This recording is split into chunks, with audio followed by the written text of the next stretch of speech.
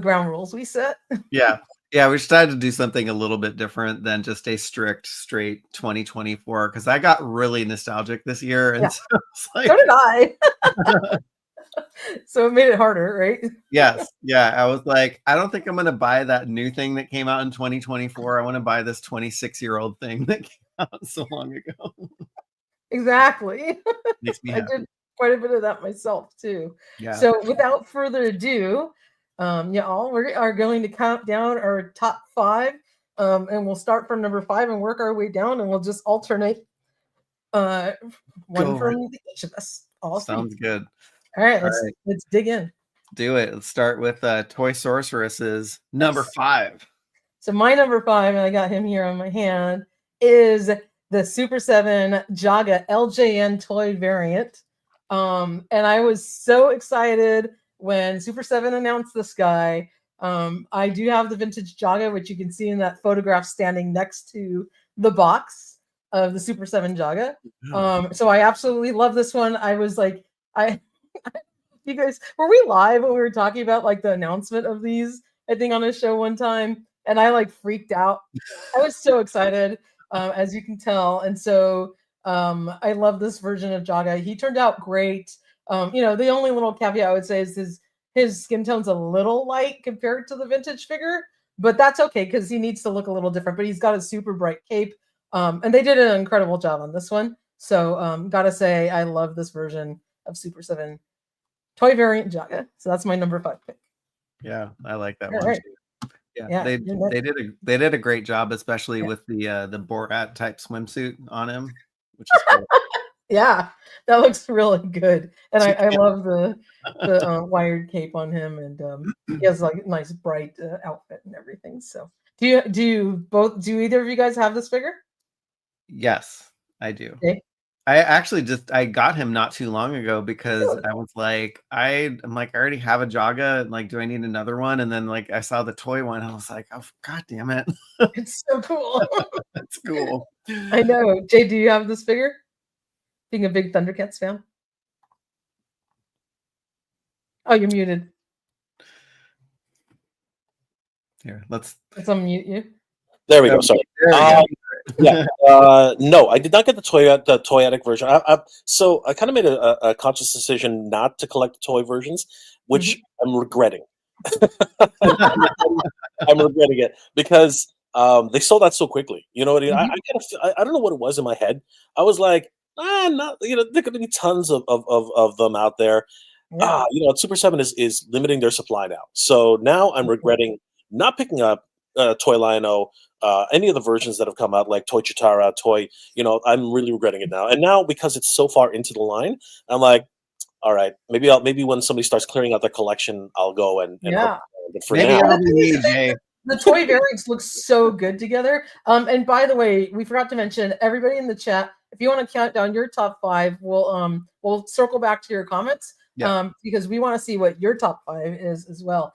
Yeah, Jay, like I put these all together and they just look so incredible now, having all the Super 7 toy variant versions. So that's exactly what I'm saying. Like they look so good. So I was like, oh my gosh. Now that I see them in person and I see everything coming together, now I'm like, I screwed this up. I seriously screwed this up. Should have been backwards, reversed it.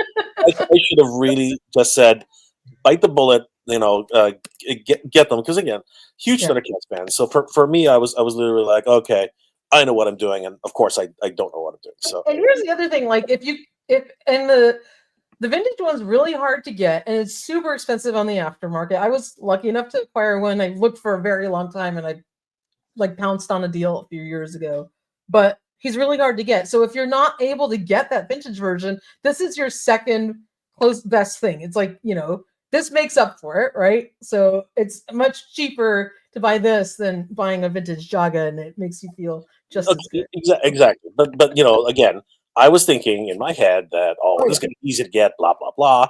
And let me sit on this for a while. And of course, that's not what you do in 2024. That's on any. You just gotta go with the flow, as they say. So yeah. Bit of a miss there. So Yeah, go with flow, empty your wallet. I gotta read Rob 2023's comment. So it looks like his mom asked, "Who's the guy with the white beard?" I was like, "That's Mega J." She's like, "No, the one on the figure." Oh, Dorothy, you have us in stitches all the time. Dorothy is hilarious. Anyway, say hi to mom. Say hi to Dorothy for us from 2023. That was too funny. All right, so Michael, let's take a look at your number 5 pick. All right, my number 5 came from the G.I. Joe Classified series line, and it was the HMS. I love that they are doing small form factor vehicles. I love that this was a Sears exclusive that not a lot of people got when they were younger. It's super expensive on the aftermarket, and I thought they did a really, really great job and made it affordable. And it's got a tow hitch, or it's got a tow part to it, so you could hook it onto the Hiss, because they were making such a big deal about that Hiss having a tow cable. I was like, or a tow hitch, and I was like, oh my gosh, they're gonna make like the HMS a secret unlock for the Hiss. No, it never happened. But and it's funny because it was a retail release, but if you didn't buy the Hiss tank, then it's like, I mean, I guess it's okay as a standalone vehicle as well, because it doesn't take up too much room. So no, it's great. I'm not as great as a toy photographer as you and Hasbro, and so I'm like, I'm just gonna use their stock photography. Oh, that's totally fine. But yeah, That's really cool.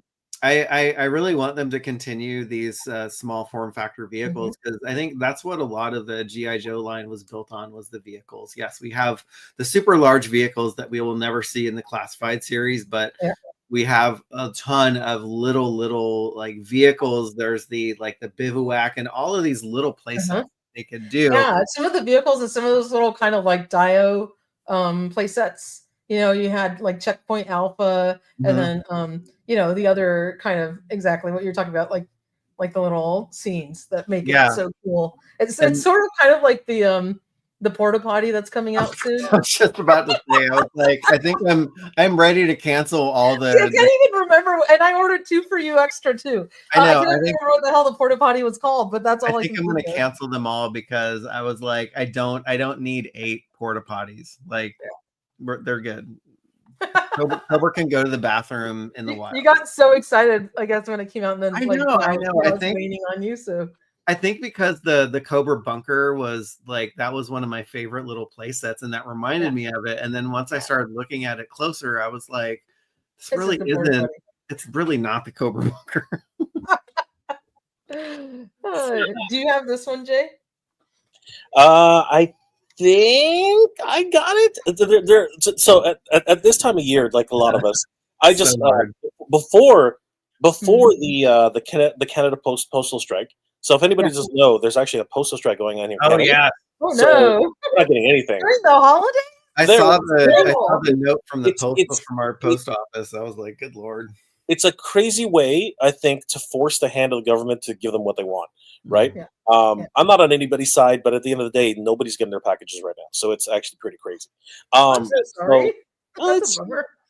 It's holidays and you want to send stuff to family or vice versa, or your all that kind of stuff is like, we are at the behest of the we're the rope and everyone's just tugging on us, right? So that's what happens, right?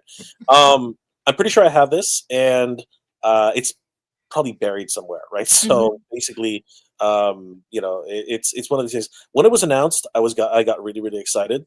Because again, it was what was going to be attached to the Hiss tank. We figured that out pretty quickly, and it's really got a cool, like we have 600, 700 Vipers now, but I mean this guy was pretty cool. The typical Viper was. We're getting more. Now we're going to go retro Viper. Like, I know, right? Okay, now we're getting the actual real design. I'm waiting for a real snake now. Like we need an actual Viper now, but it really is a really cool, it's not even a vehicle, really. It's just you just tow it along with something. But it's wonderful ordnance. You know what I mean? And the Joes should be shaking in their boots, because Absolutely. it's a great. I mean, look at those Yeah. big red missiles. Like, Yeah, anyone would be the scared. Joes will be shaking in their boots until they finally make the MMS. And like I was so sure that the MMS was going to follow like every other repaint vehicle that they do. It's like they release the Trouble Bubble and then immediately release the Python Patrol version of it. I was like, where the heck is the MMS? Oh man. Great stuff. Great Which stuff. I'm not complaining because we need some Or no. space between repaints. Yeah, no kidding. Not complaining, but all right. Let's take a look at Jay's number 5, and this is a good one. We're not that I'm complaining, but we're not doing any honorable mentions, or I guess we'll do that before. Yeah, could you do a refresh? Sorry, I had that. No, it's okay. We can do that before number 1. How's that? No, I'm asking Michael if he could just refresh his page. That should say number 5. That was a typo. Oh, oops. Hold There you on. Sorry. My bad. It's all good. Everybody got a sneak peek. Sorry. Close your eyes. Close your eyes. Okay, there it is. I was literally putting this together right before we jumped on. That's okay, and it's probably it is my fault because it was the last minute. I was out getting coffee when you sent me the photos, and I was like, I gotta get home. Yeah. So this was definitely my number 5. Man, this was awesome. Yes. I've always wanted a Cringer because I'm a fan of the cartoon and I love Filmation. And as a kid, you take off the armor. Yeah. It kind of looks like Cringer, but it's not Cringer. It's this freaking ferocious cat, right? So you're like, and he's too big. He was too freaking big. It was for the Big Jim line, right? Yeah, exactly. And the thing is, I was really excited when the line was announced. I was really excited for Origins Battle Cat. Yeah. And then my heart sank because the articulation on it was just absolutely horrid. Oh my god, with the like one piece like feet that you couldn't. Yeah, one piece. If he sat like that one, And with I the was like like, his toes up. It's supposed to be the line that has articulation. And Mhm. what are you guys doing? You know what I mean? Like I was like, that was a cheap out on that one. And my heart sank. And I was like, all right, whatever. I guess we're gonna have one pose. Like you might as well have just done the one pose thing at that point. Yeah. You know what I mean? Aesthetically, it probably would have been better. But instead, we got whatever. And now with this, oh my god, just the level of articulation, the amazing, the whole nature of this, right? And the scaredy face. I mean, the scaredy face is just everything you want. It's right? amazing. I love, the articulated jaw is incredible. So his jaw's articulated. If you don't have this figure, it's amazing. And then they added extra articulation on his hind legs so he can do moves like that. So he's got an extra joint in there. So he can jump up onto He-Man and Prince Adam. This is great. Do you think that they're going to make a cartoon collection Cringer? They need the cartoon collection Battle Cat, and this is the blueprint for it. You just scale them up, put a mask on, and put swappable heads, and you're good to go. Right? No brainer, easy peasy, lemon squeezy. So that's I'm so glad that this guy came out. Seriously. I remember when we saw I think we saw leaked images of it right before they announced it, and we all lost our shit. Yeah. It was just an absolute a crazy moment, right? That Cringer is going to be a real thing in the Master Universe. Just awesome. Yeah. Awesome. I love this figure. I love this pack. They did an amazing job, and I actually have mine posted on the shelf pretty much like that because it's like the two best friends, and how did it take this long to get this? Even the one we got for Motu Classes, it was just like a little statue of Cringer. Yeah, and literally expensive as hell. That little non-posable, figure of him. So good. Just Timbo, so freaking amazing. Timbo from Limbo, a friend said, "I love how his only expressions are concerned and terrified." That's pretty much how he was in the cartoon. Yep, always a little afraid until he smelled some chicken or something like that. That's when he took over. This was a really great pick. Yeah, absolutely love this one. And Michael, of course, you have this figure. I do. Yeah, it's currently it's a huge shelf warmer at Target, but the figure is really cool. I think they're killing it with the cartoon collection, and this pack was so needed in the Motu line for so many reasons. I'm waiting for them to clearance it out so I can get 2 or 3 because it's such a great figure set. Honestly, the articulation's there. Even Prince Adam, he's got these awesome expressions. And if you missed He-Man, which mine got lost in the mail. Thank you, Canada Post. And I can buy 2 fakers, and I can grab one of these heads and just use that as He-Man, Hmm. right? So it's another chance of getting another He-Man. So for me, Good that's a win-win. That is a great idea. All right, so we're gonna move on to number 4, and my number 4, I slightly cheated and I Oh my picked a category. Oh my god, So this that is was a crazy cheat. my number 4 is a category of a genre of my vintage pickups from one vendor from San Diego Comic-Con. A big shout out to Mark Huckabone, which is friends with Jordan Hembrow, often seen on old episodes of Toy Hunter on the Travel Channel. I was lucky enough to go ahead and buy quite a bit of things in the 5 days we spent in San Diego. So to me, this was like one thing, like one big pickup, because it was an amazing memory. We got to hang out, actually, all 3 of us in San Diego when I got these. But I did pick up those 2 boxed vintage Sesame Street plush dolls that you see there, and there's a photo right after I got them. And then the set next to that is the Playskool or Fisher Price vintage Sesame Street playset. And so right before I bought this, I think the night before, Michael was like, "Oh, what's one thing if you could find, with the vintage toys that you've probably been looking for a long time?" And I said, I used to have this like vintage Sesame Street playset I had when I was a kid, and I remember playing with it outside. I was with my sister. I was really young, maybe 4 or 5 years old at the most. And I found like a spider in it because we were playing like in the backyard or the garage. And since I was such a little kid, I was so freaked out. I like ran away, and I don't know what happened to the playset after that. Like it was gone because I was a little kid. I don't know if my parents threw it away, but it was always a memory I had, and I missed it so much because I loved playing with that. And I was able to track one down from Mark, which was incredible. And that's when I met him, because I was trying to ask, how much the playset was. So I do have that on display. And then in the following 2 days at San Diego Comic-Con, I was able to pick up these minty carded Mego Ponch and John figures from Chips, which was awesome. And also these carded Evel Knievel adventure sets from Mark. So to me, this was like a very cool experience that I had. Made some friends, got to meet some people.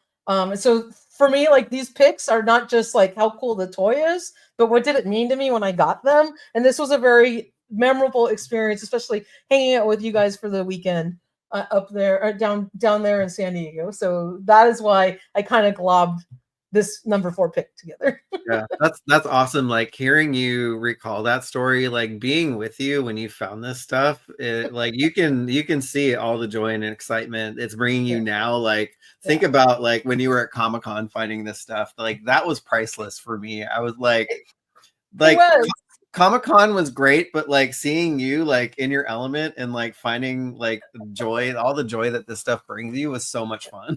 In the moment that I did find that Fisher Price playset, like I poked into this booth and I was like asking some guy, "How much is this?" And he peeks over and he yells up at some dude on a ladder, and he's like, "Oh, how much is the Fisher Price Sesame Street set?" And the man turns around, and it was none other than Mark. And I'm like, "I know you." I'm like, "You were on Toy Hunter." I'm like, "Mark." He's like, "Yeah, it is." And then he became my buddy all weekend. So awesome. It was just such a cool moment, like when I found that set. So that's why it meant a lot to me. That's great. My number 4. All right, let's check out your. It's all about the good memories. That's what toys are all about. Good memories. That's what they're all about. Yeah. So this was like one big nostalgia trip for me. Yeah, I think that's why my list is very short on the stuff that came out in 2024 and very big on the nostalgia stuff. Yeah, for this year. Exactly. But yeah, I love that story. This is all great stuff. I mean, your collection is so it's so like wide and deep. It's awesome. I appreciate it. I mean, I think all our toy collections are just what brings you joy. What speaks to you individually, and and we all choose to display it differently. And there's a story behind every piece that we get, right? And especially when it comes to special pieces and vintage pieces, because it takes that much more work to get it. It's not like you're just pre-ordering it on whatever toy retailer. Like it takes heart and soul and time and energy and doing research and all those kind of things, and hunting. Sometimes you go out toy hunting for things and you finally hit pay dirt. and that's what the experiences are special. So, Yes, totally. Yeah, Mint with Card, I think, sums it up pretty well. There's nothing better than finding a vintage toy in the wild to bring back all that nostalgia. Love that. absolutely, absolutely. That's why each of these pieces are like super, super special to me. And actually, when I was a little kid, got to meet Ponch and John because they used to film Chips in Southern California, in the LA area, and I think they were filming an episode like near my old house when I was a kid. And so they were at the CHP station that was a few blocks away, and I got to take a picture of them. So that show also meant a lot to me, and so I hold it near and dear to my heart. That's awesome. So cool. My number 4 is the complete opposite of. Yep. So I'm expecting to get this year, but so I included it. Yeah. The HasLab, the Vintage Collection HasLab Ghost. I want them to continue just making massive Star Wars vehicles. Like, I know we don't cover a ton of Star Wars content, but Star Wars Rebels was one of like my favorite animated series to watch, and I still watch it and rewatch it to this day. And I just think that they do a fantastic job with these HasLab. Yeah. Like the Razor Crest was amazing. I'm expecting this to be, I mean, it's going to be massive. It's like 3 feet wide. So Yeah. massive aside, I love, like, I think one of my problems with the, like, I know it's a problem with scaling figures. Like, you can only make scaling vehicles and figures, you can only make them so big. And so I want them to, like, this is kind of a dream come true with me, like literally like scaling a 3 3/4 inch figure to like how big a vehicle should be. And so It's incredible that we're able to do that. I mean, to me, like, I don't mind when the play set or the vehicle's a little bit underscaled, because you don't want it to take up a ton of space, and then that leaves you more real estate for more toys. But it's cool when it's in its element, because then you can create like a little Dio shot or do some incredible photography for it. Is this something you picked up, Jay? I was so torn. Mm-hmm. So torn on this. I love Rebels. I think Rebels, as a show, so well done. It was so well done. You know what I mean? And I really wanted to get them, but I was so torn. I was like, do I get the Cat Slayer or do I get this? And I'm sorry, Cat Slayer won. You know what I mean? Like that. There are only so many big purchases that we can make at a given time, right? Yeah. And I love Star Wars. I really do, and I love so I really love what Rebels represented back then, and I really wanted to, but I just couldn't. I was like, no, I need to. If I'm gonna try and get anything, it's gonna be the Cat Slayer, and even that did not come easily. I mean, like I needed a lot of help with that, right? So yeah, it was a real nail biter, right? So no, unfortunately, I did not get the Ghost, and congratulations to everybody, Michael. It's a beautiful piece. You know what I mean? Yeah, I was supposed to skip out on the Cat Slayer until I joined your live stream, like on the last day, and like backed it on the last day. I was like, no, I was not supposed to do that. I take no responsibility for any of that. No, I mean my actions are all my own, but I'm really looking forward to this. I have a space carved out for it too. Nice. On the top of my bookshelf, because that's the only way that these things are going to fit. It is absolutely gorgeous. It is gorgeous, and I mean, just all the detail and the incredible amount of figures it comes with, and this one's a really, really fun piece. And then Jay, so I was putting these slides together just before the show, and so I wasn't sure which version of your number 4 this is, but you can fill in the gaps. I knew this. Yep. I'll let you take over.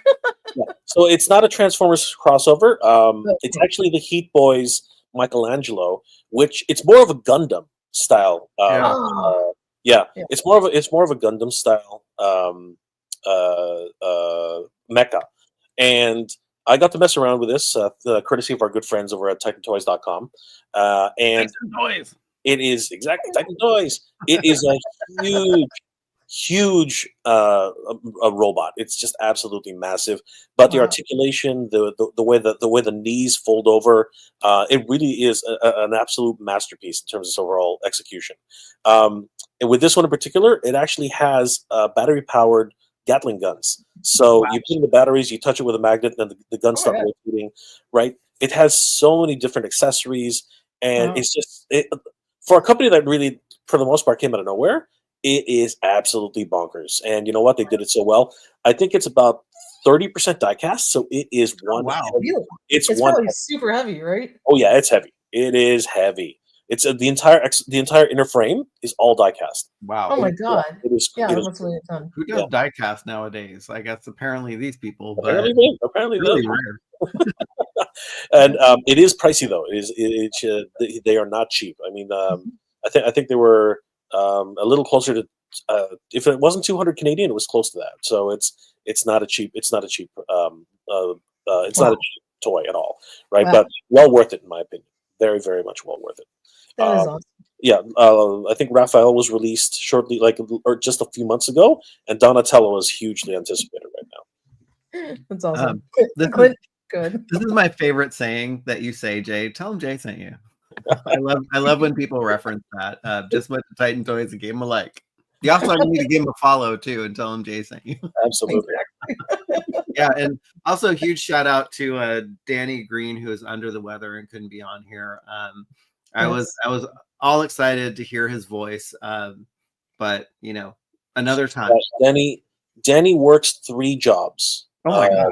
Yeah, he's a workhorse. The man he's a beast. He's a beast. He works hard all day. And I don't know if you guys knew this. I don't know if he told you, but he literally came off of a really bad bout of we don't know what it is. I think it was just a massive flu, and he was bedridden. He was bedridden for 3 days, Oh my god. I'm sorry. and did not actually recover for 5 days. Dang. So yeah, Poor thing. yeah, you know what? Again, he's a trooper, and he just wanted to, this week. He was so excited about tonight, but you know, it was a rough day for him, and you know, he needs to recover. I don't want him to get sick again. So No. He needs to recover. I'm just gonna give a little tribute to Danny. Hold on. Is it playing? Toys. Oh, there we go. there it is. Danny Green. He lives One more on. time. Oh. Titan Toys. I'm telling you right now. Danny's Such a crack. this guy. When you meet him, he's like so exuberant. He's like exciting, Yeah. but it's crazy when he gets on camera. He starts to clam up. You know, and Oh.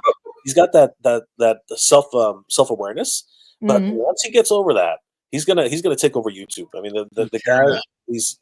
If you guys have not met Danny, I'm trying my best. I really am. And you know what? This new project I'm working with him, he's coming around. So I'll make it happen. Don't worry about that.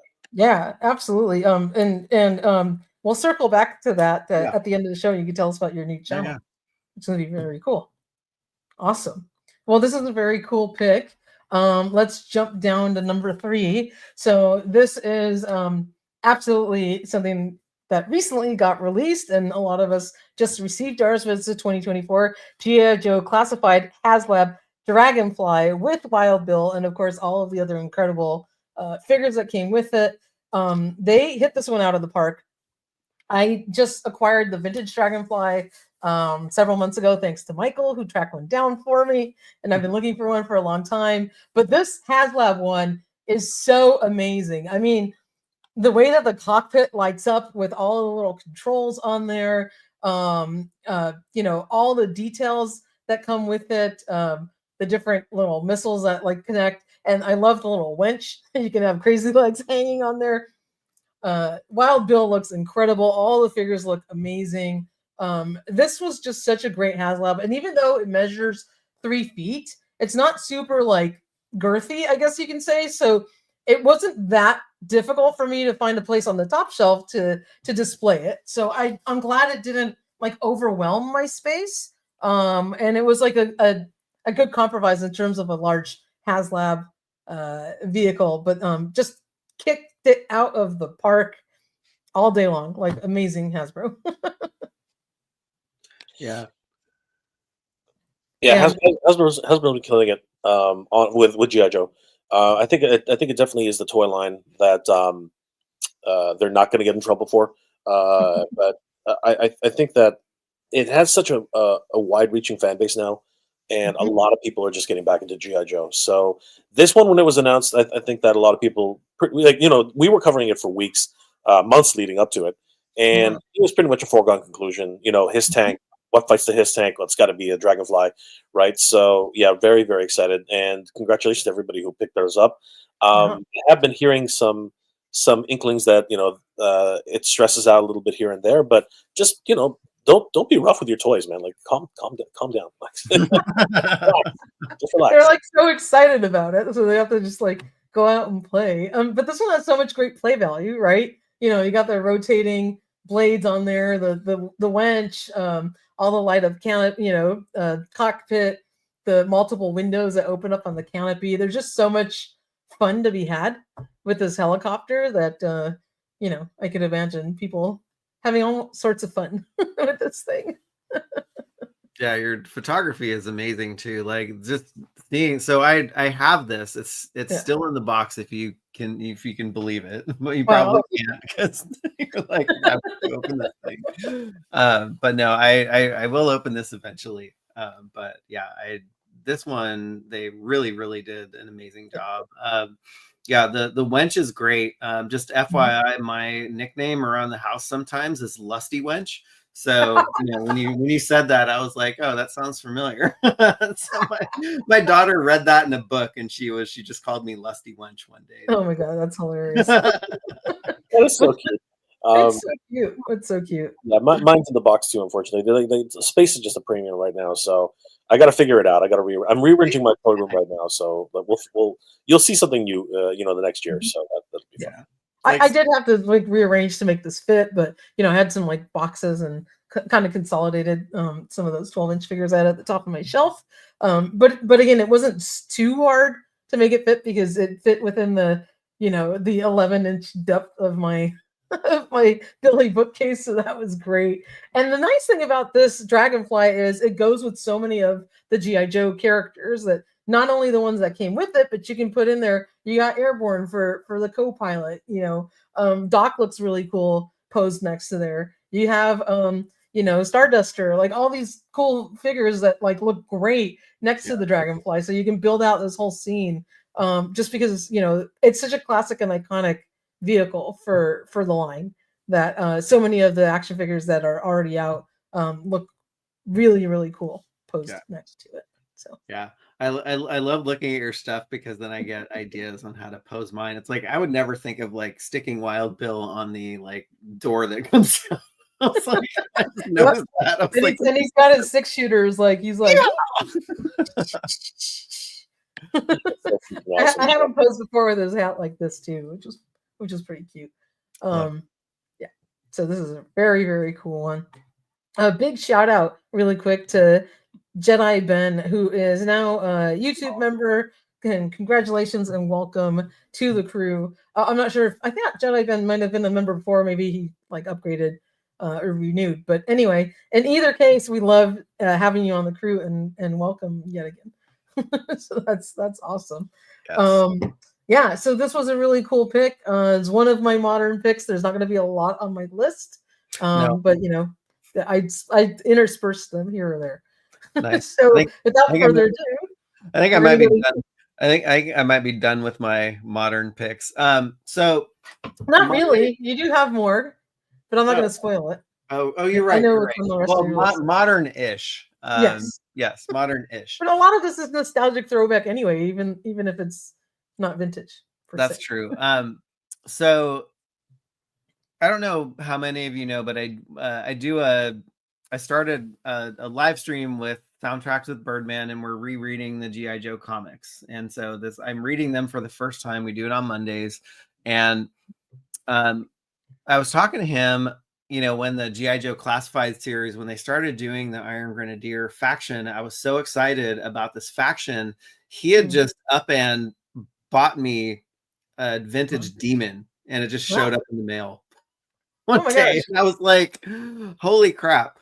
And I think it's super meaningful to me. One, just the generosity of Soundtracks with Birdman continues to astound me.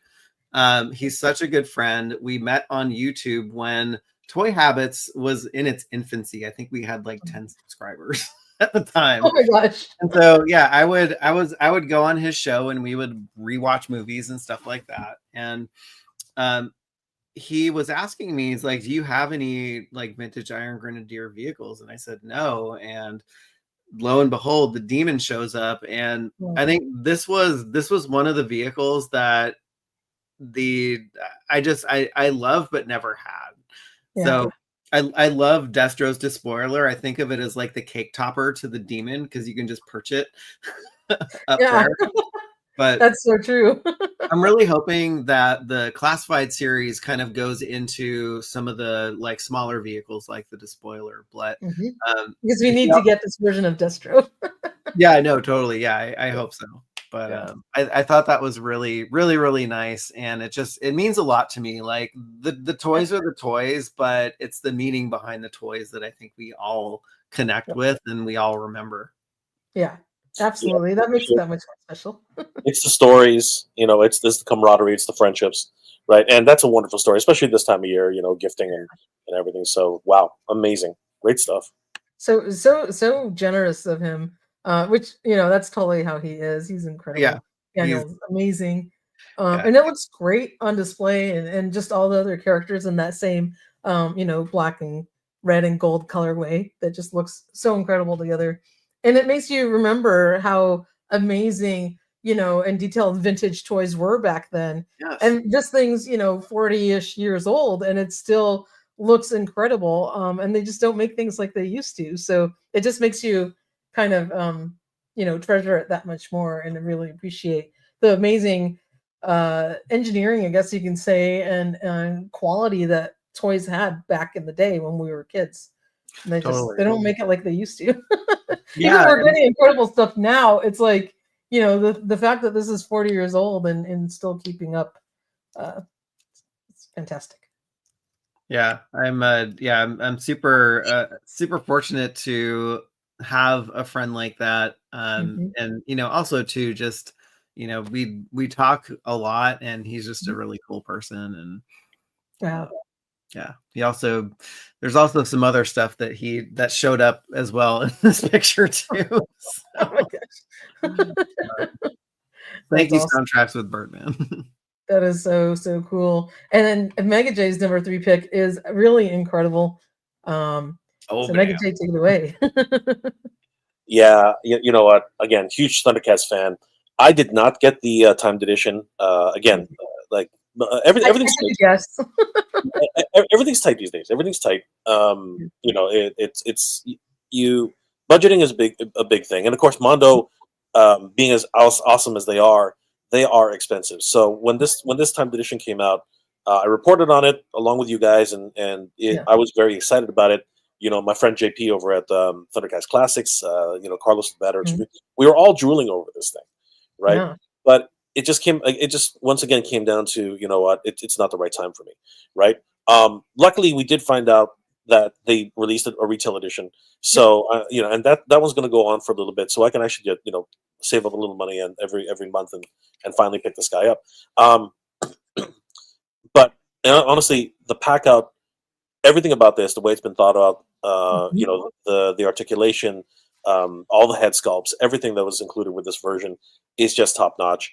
I wish I could have gotten it, but I didn't, and I missed out on Demon Snarf. So many great things about this, right? But I'm pretty sure somewhere along the line they're probably going to release another Snarf, more articulated. Maybe a 2-pack with a Snarfer. I'm hoping. Because they did it with Orko, right? So Orko got his own figure, right? Yep. So I'm hoping for something a little bit more along those lines. But definitely check out the article on toyhabits.com. Again, absolutely stunning in-hand review. And guys, this seriously, it's just as with anything else, Mondo, right? Absolutely bonkers, right? Yeah. Stuff. Yeah. So this is my review that I did get the deluxe timed edition. And the figure's incredible. Snarf does not look like he's possessed anymore. I think they really cleaned up and chilled out on the dark wash on his face, so now he looks cute. But it's an incredible figure. And the pack out, compared to the retail one, I guess the dollar value that you got for it was amazing. So you can see there is Lion-O and Snarf, and I choose to, pose him with without his skirt because he looks much more vintage to me. But I mean, that is the pack out that he came with, and it was just That's such an nuts. amazing value. Like there's 4 additional heads, so you get 5 heads total on this Lion-O, which is unheard of, Crazy. right? That's nuts. The soft goods cape with a Value wire in is it, there. all of these swords. The value is there. I just at the time I Oh couldn't yeah, do it. no, I know. I'm just saying, like the figure is amazing, and Mondo hit it out of the park. Like Absolutely. the claw shields the fingers are articulated on there as well, which is amazing. The only little gripe I would say is that the Sword of Omens with the big lightning effect is a little bit heavy, and as soon as I put it in Lion-O's hands, the hilt popped off. I glued it back on, but because I was just trying to pose and it went because of the weight. It's quite a little bit heavy. But still an amazing figure, and they did an incredible job on this one. So I think this was a great pick, Jay. Yeah, I know. No matter what, whether it's the retail version or the timed edition, I think you can't go wrong. You cannot go wrong. Amazing figure. If you're a Thundercats fan, it's definitely a must-have for just to have a showpiece in your collection. This was a sight to see at SDCC, though, just fully on display. Which is awesome. I'm getting out of the Mondo 12-inch figures, and when Mondo releases their 6-inch 2000X figures, I'll come back in smaller scale. But I've owned a lot of Mondo figures, and the quality is stunning. They did knock this one out of the park. Absolutely, and even like all of the Thundercats symbols on his belt, on the Sword of Omens, on the little wrist bracers that he has, they're translucent. So it's like a translucent red, and you can kind of see through it, and it looks like the Thundercats logo is sort of floating on there. I mean, they just did an incredible job. Yeah, awesome. Knocked it out of the park on this guy. So great choice, Jay, for number 3. All right, now we're getting down the wire. We're now down to number 2. So my number 2 pick, and this came in February, I believe, so it definitely was in 2024.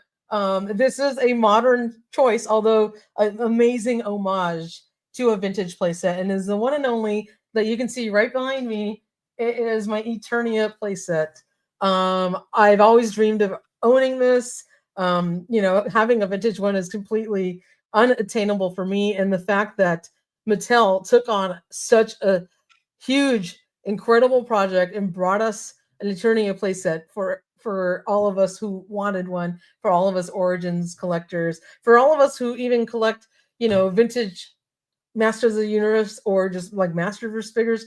The scale that they did this, and the quality, and just the complete incredible homage to this playset is amazing. And the fact that it means a lot to me too, because it is my backdrop for the show, and it's just so iconic.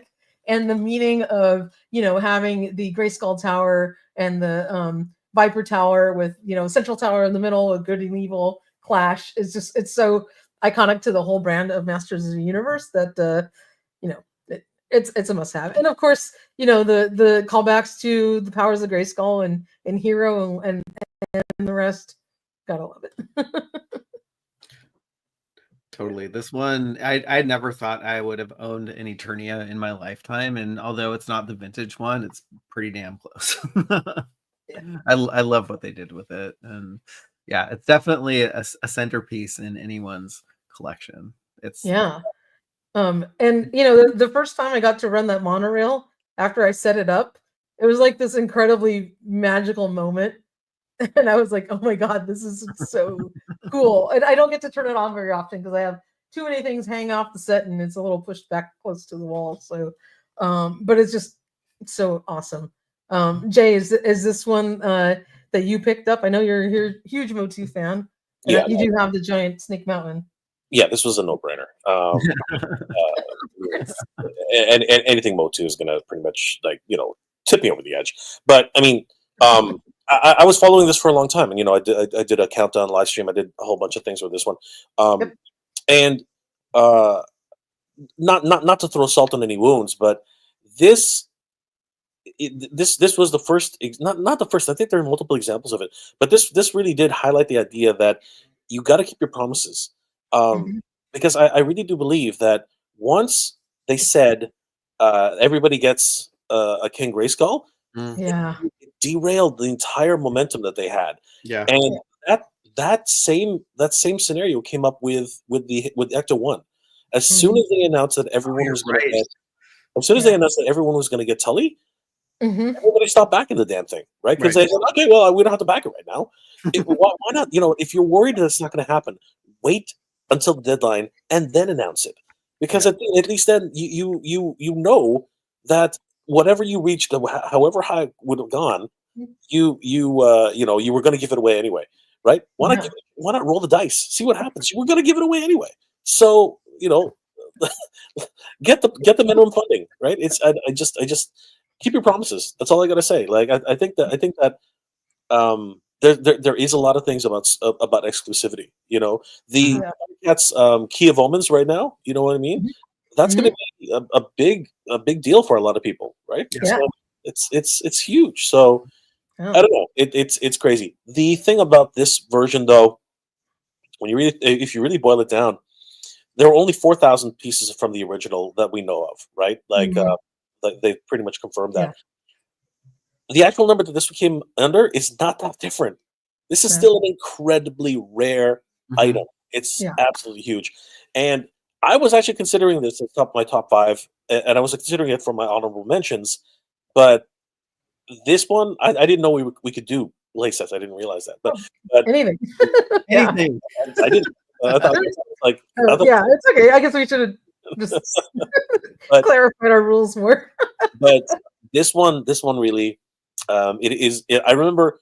See, the thing is, I never owned this thing. I didn't even know it existed. But what happened was, sorry, I didn't know it existed, but only for the reason that I used to go to this store called Zellers here in Canada. And here's a funny story. It wasn't this. Like, I guess they got two or three of these, Mhm. and the one that they couldn't sell because they could never sell the damn thing. Um, I kept seeing it, but I kept seeing it in the most unusual situation. My mom would always take me shopping with her, Uh, and eventually she would go to the women's department for clothing, right? mhm. And for whatever reason, I don't know which butthead decided to do this, but I'm glad he did because it staved me off from boredom. This Whoever it was decided, oh, I'm just going to mount this on top of the women's dressing area. Like Oh my it's god. yeah. So you see all these mirrors and this whole Yeah. the way they used to they just put it Yeah, around yeah. this huge pillar, and right at the top, on top of all the women's dress, is this just huge gigantic box of Eternia. I'm like, what is that doing there? And I'm just staring. I'm a little kid. I'm just Yeah. staring right up at it. And I got to think all these women were like, what's wrong with this kid? What I mean? Just in front of the women's dressing room, like just staring at this box of Eternia. And like, I don't know what that is, but I want it. Right. And the thing is, nobody could tell me how much it cost. Nobody could tell me what it was doing there. And again, I'm a kid in the middle of the women's dressing area looking at a box of Eternia. So that's my Eternia story. And That's awesome. it is crazy. Like, just absolutely nuts. That is awesome. I love that story. I do too. Yeah.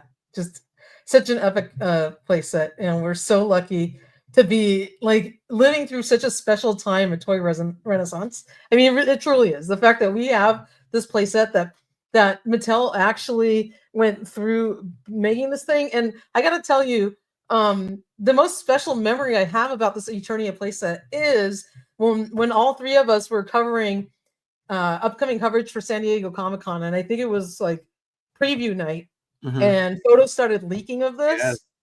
And the three of us were, I think we were like getting set to go live. Like me and Michael took the week off of work, and I don't know if maybe you, Mega J, might have sent us photos, or somebody did, and we were like, "Oh my god, wait, that's not a vintage Eternia, that's a new one." Because we started Yeah, looking at the it details was of it, we're like, "Holy shit, they actually are doing this it at was the so good. display." We were Every time we kept looking at that display and we got some photos of it, we saw all these new yeah, figures too, Mhm. that and was like we all lost our shit. It was just that was such Yeah. a fun moment. it was We actually, I think we were all just talking about how it dropped hours before the show opened, Yes. and we were Yes. just losing our minds.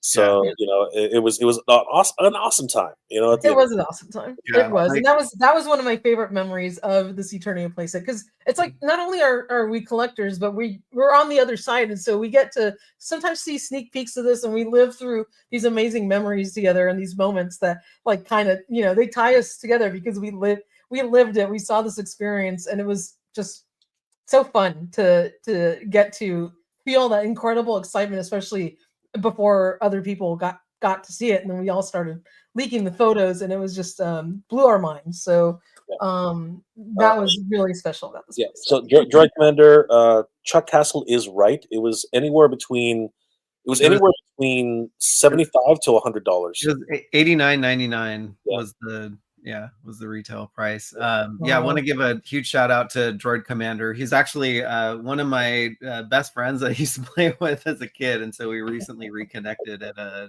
reunion. So I was like, "This is great." That's so It's so awesome. That's awesome. YouTube is a magic place, man. That is so cool. Yeah, Amazing memories, and just this is I think we all have like many lines that we all collect, and like Motu's one that brings I think everybody in our audience together, all of us together.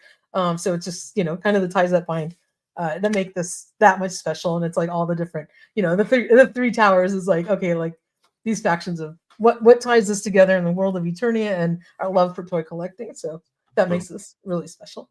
yeah. All right. Yeah, I do share your sentiment about. I think it's the corporations that are messing with all of these crowd funds, because they're like, we're not seeing the numbers, and so the design team has to react to that, and they have to do things that they probably don't want to do. And it's like they definitely need to stop it. They need to let it ride and actually be the true crowd fund that it was supposed to be. It's all or nothing, right? It doesn't matter how much money that you've poured into it. I mean, look at the poor Snake Lair, right?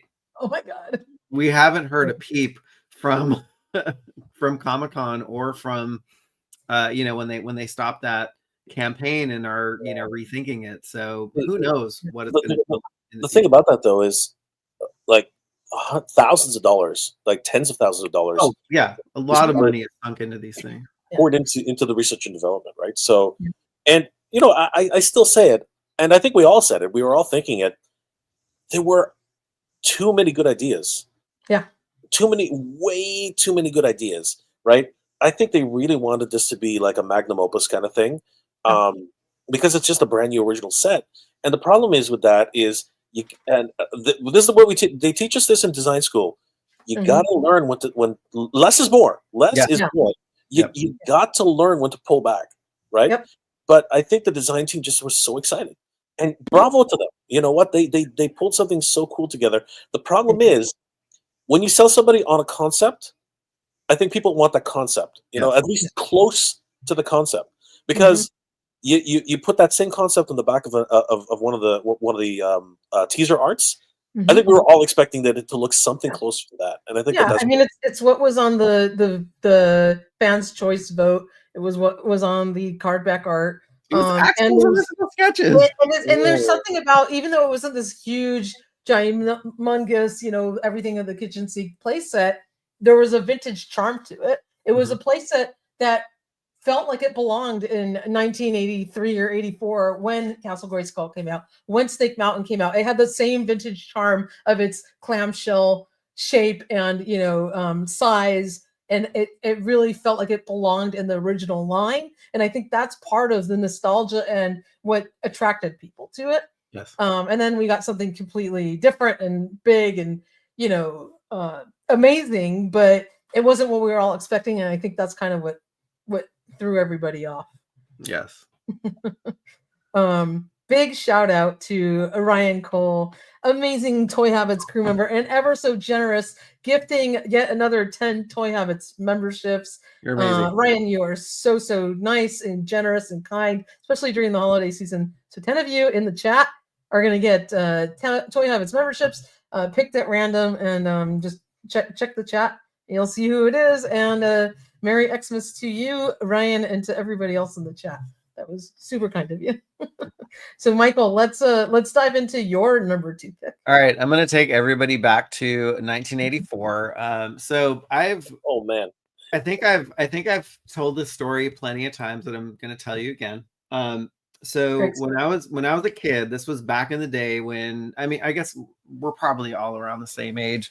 You could just hop on a plane, you know, your parents could take you to the gate, see you off. And so my parents, I think starting at age 6, they would send me over to visit my grandparents who lived in New Jersey, and had the best time there as a little kid, and also through my early teen years, just kind of being a kid. It's like it's what it's all about. They were on the Jersey Shore, so I got to go to the beach.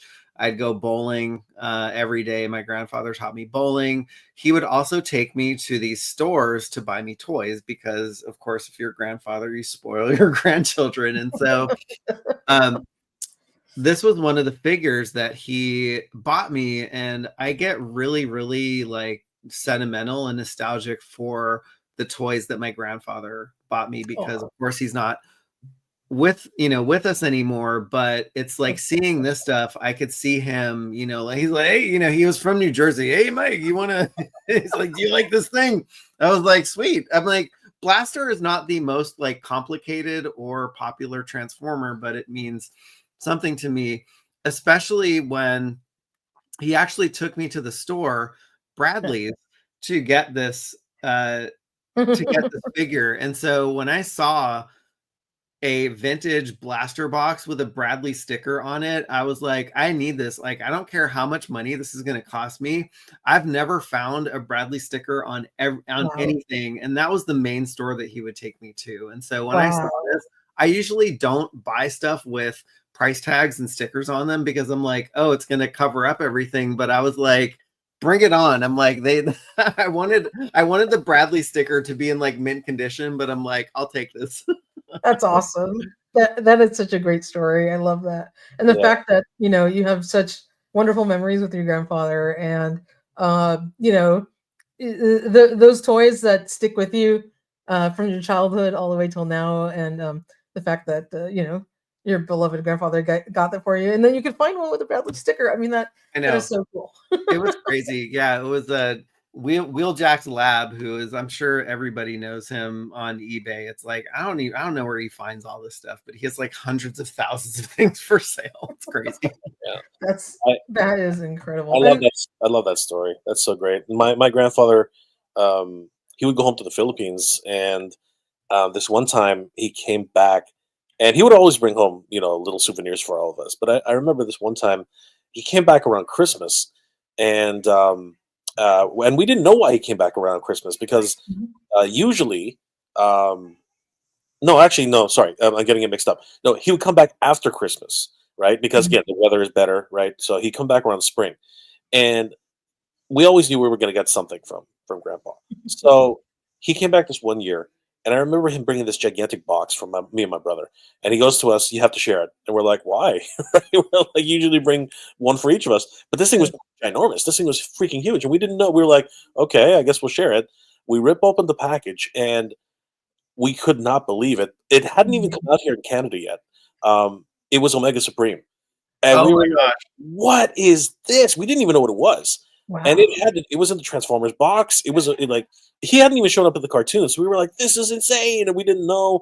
And we were like, it was just the craziest thing. And again, one of those great memories that we have, just like yourself.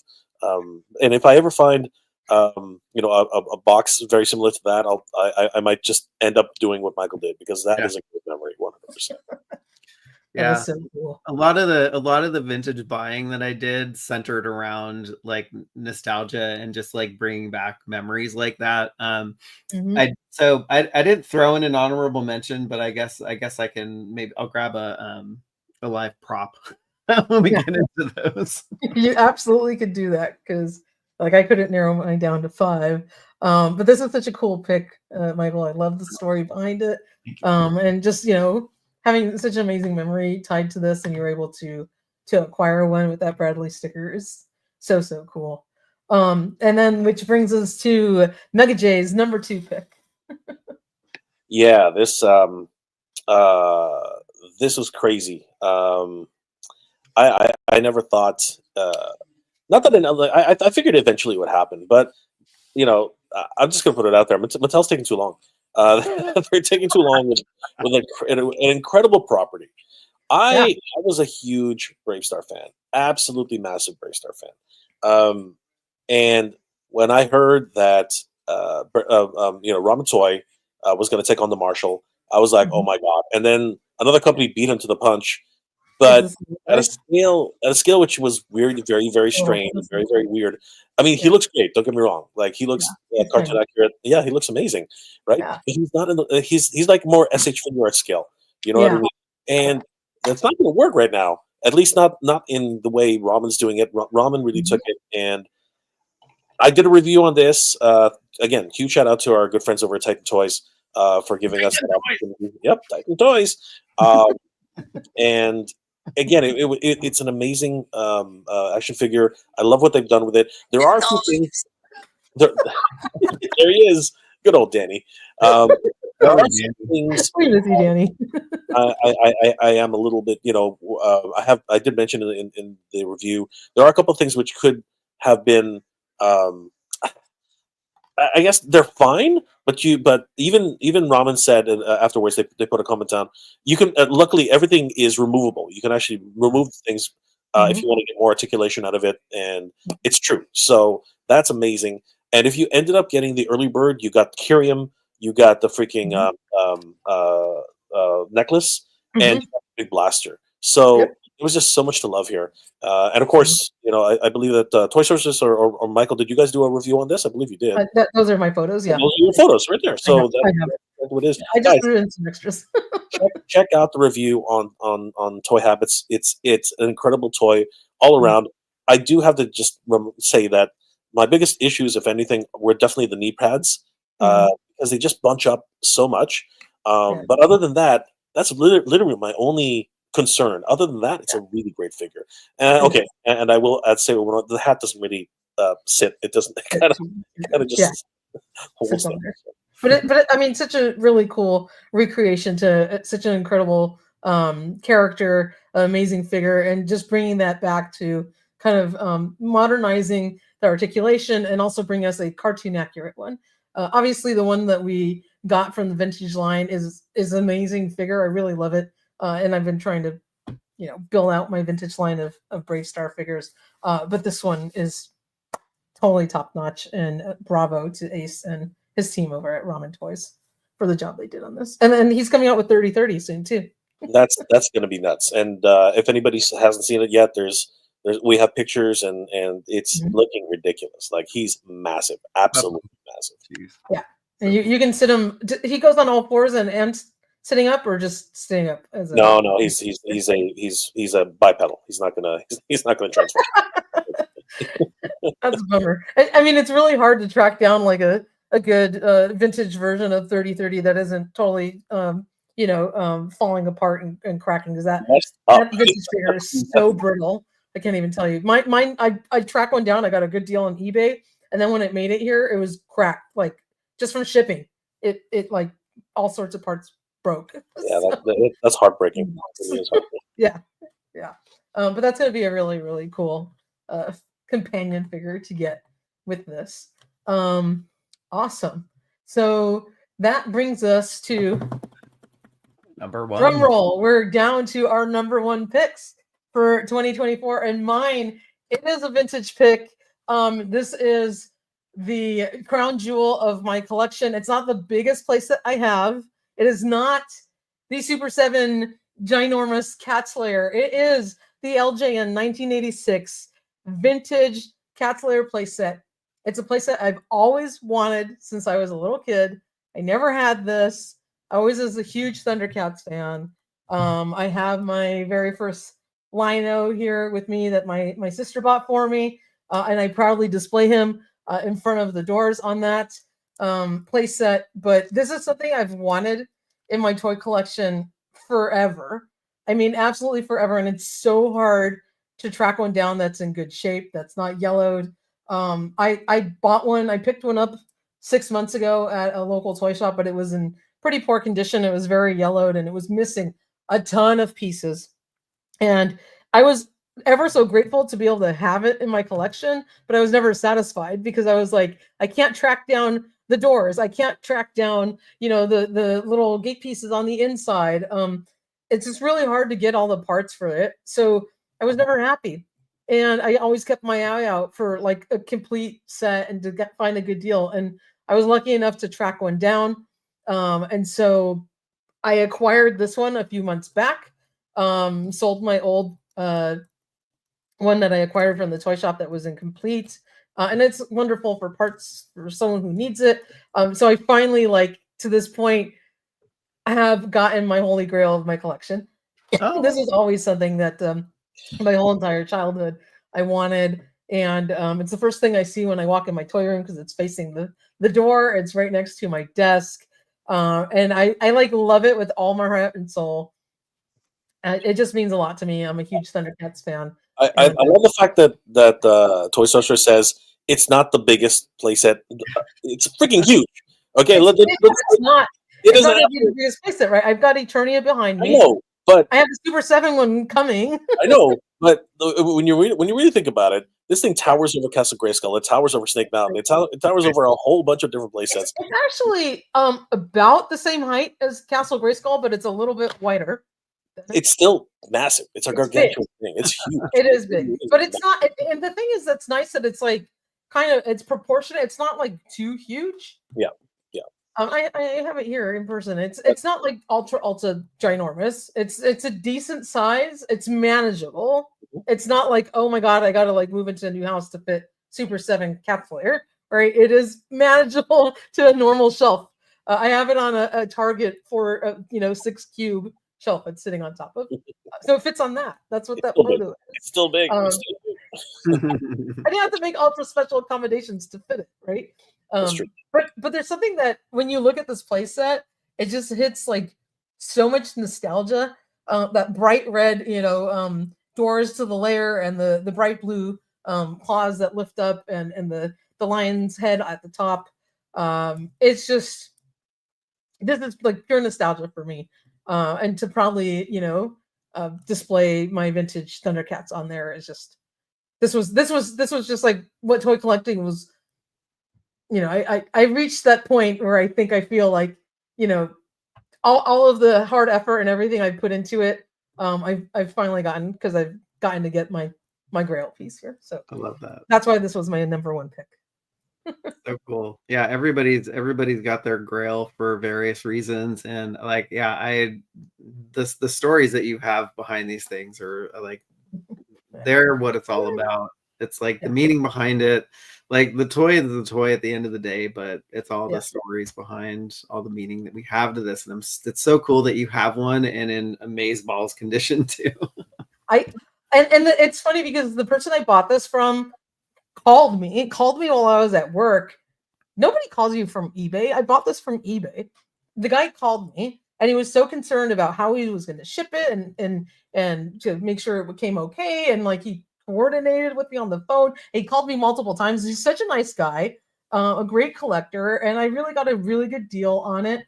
And we like connected. Like he was a nice person. You never meet anybody. You don't talk to people from eBay. It's like you buy something, it gets shipped to your house, and then you're done with your transaction. But this person actually reached out to me. I guess they do provide your phone number when you complete a transaction for eBay. So he was able to reach out to me, and I'm just so glad that it came in incredible condition. And I had to take apart the vintage one in order to sell it and ship it.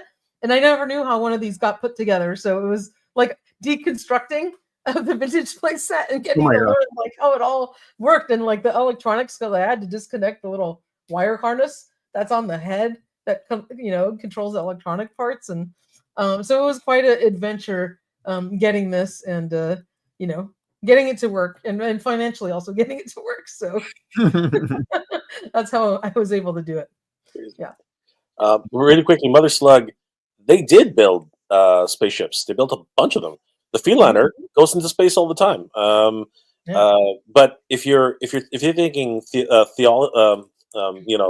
why they wouldn't need a big spaceship is because they had escaped a planet which exploded, so they're not going to go back to a big Not come back home.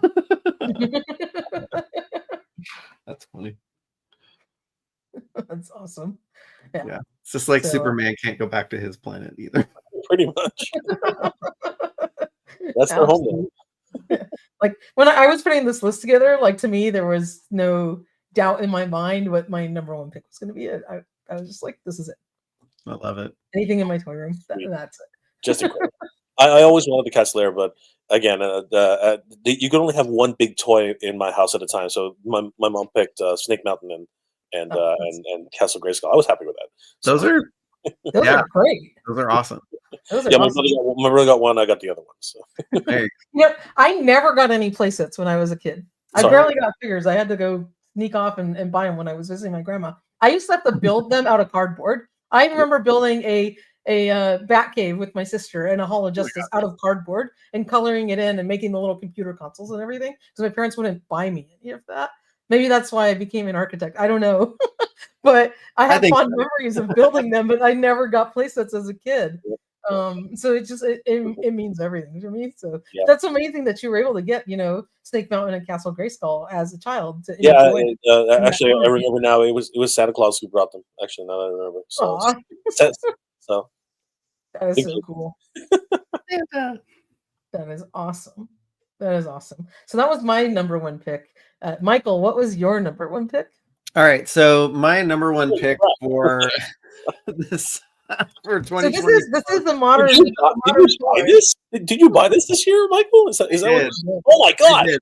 So all right. So I'm an off and on collector, and I've been throughout the years. And so sometimes I will buy things, I will resell them. I have bought and resold the vintage Transformers my vintage Transformers collections, time and time again. Same with Star Wars. I wasn't collecting Star Wars at the time when this came out. And this was something that I've always wanted, and it was never attainable because the prices were just so much, and it was so unattainable. And it was funny. There's a vintage toy shop that hopefully I'll take the Toy Sorceress to when she comes and visit. It's called Toy Fusion, and they were having an estate sale. And no, this was not at the estate sale, but the thing that I bought at the estate sale allowed me to fund this particular purchase. And so, you've heard me time and time again. I've done this on this live stream too. Like, the nostalgia of things is what I remember. And so at this estate sale, there was an AT-TE, which is one of the Clone Wars vehicles, and it was in this like really, really nice gift set. And it was for, I think, $150 that I bought this thing for, because my son and I used to play with all of these, the Clone Wars action figures and vehicles, and I'd bought him an AT-TE. And when I got home, I started looking on eBay, and this particular set, I guess, was a Costco exclusive and was really, really expensive. And so I was like, what I could do is I could buy an AT-TE for a lot less money than what I could resell this for. So reselling this AT-TE allowed me to fund the Jabba sail barge, which is the Katana. Interesting story too. So I've been watching, I was watching a ton of these on eBay. They don't go for probably less than $2,000.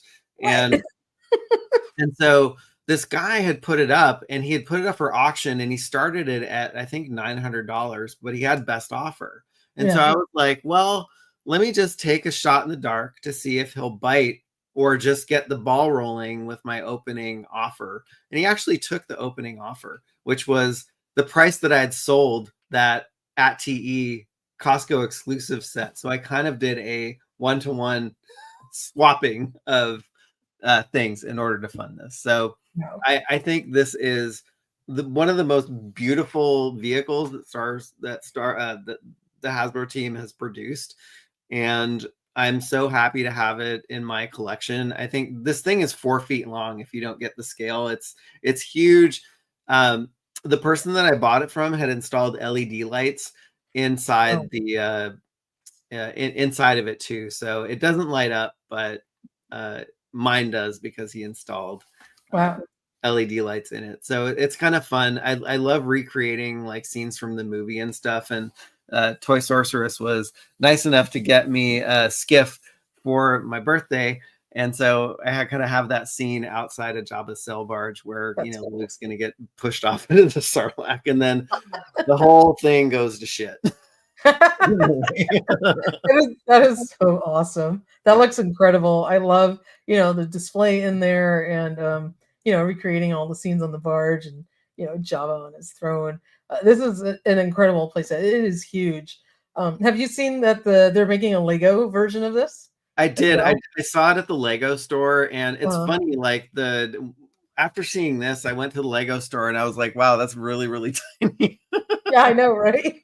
In Um, comparison, but it's still a big Lego set. yeah, but I'm super happy to have this. This actually just sits right next to me. I had to buy a big piece of furniture to display it, so this is kind of like I'm building out my homage to Jabba the Hutt on this display. Wow, that looks awesome.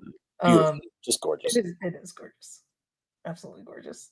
Yes. And it's funny because like the vintage collection is it's a 3 3/4 inch scale, so it's like with Star Wars, there's so many different lines in that, and it's like you got to kind of pick and choose because if not, everything gets so out of hand, right? So it's like I chose not to collect the vintage collection because if not, you've got Black Series, you got retro, and I do have a big extensive Kenner collection. So this is one line that I've stayed out of, but when you look at the figures, they look so incredible. And I've got maybe just a couple, pieces here and there, a couple of vintage collection figures.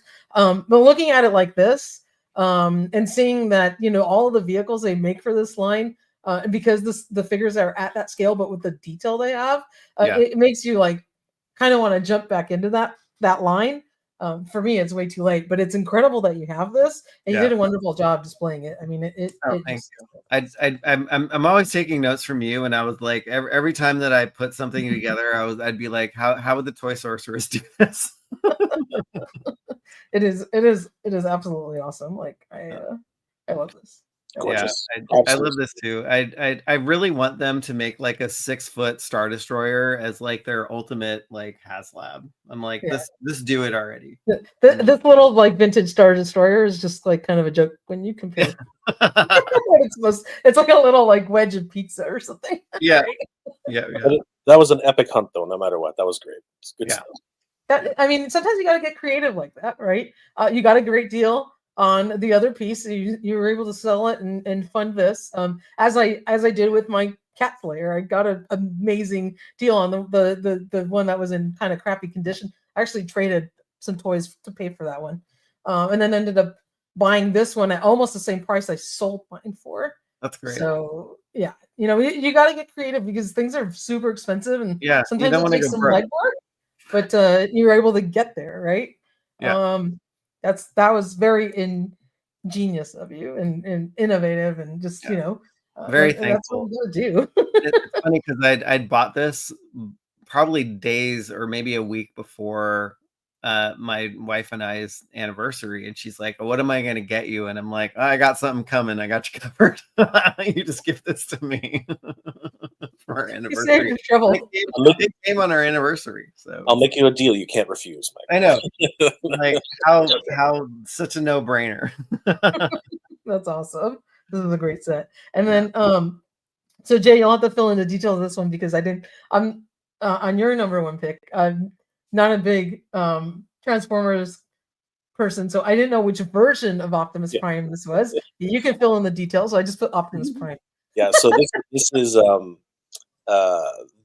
it's not a holy grail for it's not a grail for me, but when they announced this figure, both my brother and I dropped our jaws. Like, if for any collectors of Transformers, you'll know that the last couple of Optimus Primes in the main line have been pretty disappointing. They've been really small. They come with trailers, but it's just a little bit underwhelming. So when they announced Studio Series Optimus Prime, and he would be near close to masterpiece quality, I think the collective Transformers community just literally lost their minds. And when it actually got showcased, just before San Diego Comic-Con, everybody was losing their minds. It was just this incredible piece. And the way he transformed, the way he looked, everything about him was just so accurate to the movie that I think people literally were like, this is going to be the greatest Optimus Prime for now, because they won't stop releasing Optimus Primes, right? I mean, he is whenever they release an Optimus Prime, somebody has to buy it, right? Yeah. But in terms of like this generation of Transformers, this is going to be the best Optimus Prime for quite some time. It's this guy, right? Pardon? It's this one, right? It is Oh, this wow. one. Yes, this is the one. This is it. This is sold out complete. Like people like this thing will continue to sell out because it just comes with a huge trailer. It comes with Roller. It comes with all the pieces that you really wanted to come with, which Roller did not come with the last version of Optimus Prime, which people were wow. upset to the nth degree, right? Crazy. This is just absolutely nuts. And bravo to the Hasbro team. They really knocked out of the park with this one. And huge thanks to Takara for making this happen. Absolutely insane. Beautiful stuff. That's great. Like, and the articulation on this one looks amazing. Like It's the way he can pose and bend, and that's really, really cool. Mm-hmm. Yeah. The studio series, I really love what they're doing with that, because they're really making the characters come to life. It's like you love them in the cartoon, but it's like you want that cartoon version, and it's like like they're giving it to you on a silver platter. I love it. It's gorgeous. It's just a dream come true for many of us, and it gives us hope that the final few figures will also get Studio 86 treatment. The Studio 86 RC was not well received. And we're really hoping that they'll redo RC with a new version. And, again, it just gives us a lot of hope. So great. Like, there's been a lot of fun, counting back the top five. I guess I didn't understand the assignment. I didn't know that I could go do whatever I wanted. But I really appreciate, guys, spending time with you guys here on the holidays. Oh my God. It's always great to spend time with Toy Habits, and I really do appreciate it. I'm gonna have to go. The family's waiting, so we're. Oh my gosh, Jay, thank you so much for coming on and spending time with us, even though you are also trying to. I thought I'd get her earlier. I thought we could, chat a little bit more, but we got kind of stuck. I thought it was gonna be here, spend time with them first, and then do one thing.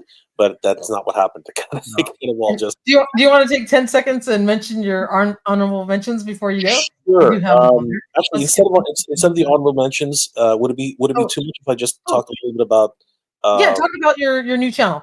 Yeah. I don't know if you guys can bring it up, but if you guys are interested, myself and Danny Green, who couldn't be here tonight, we're starting a new channel, which is going to be a lot of fun, and it's called.